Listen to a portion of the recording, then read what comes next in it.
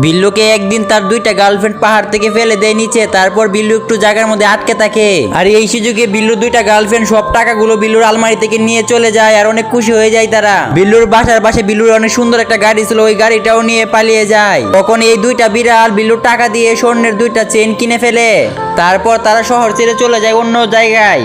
কিছুক্ষণ পরে বিল্লু চলে আসে আর কান্না করতে করতে তার বাসায় এসে দেখে একটা টাকাও নেই, অনেক কান্না করে। তারপর বিল্লু তার দিকে করে একটা ইঞ্জেকশন দিয়ে বিল্লুর চেহারা অনেক বডি স্টাইলম্যান বানিয়ে ফেলে।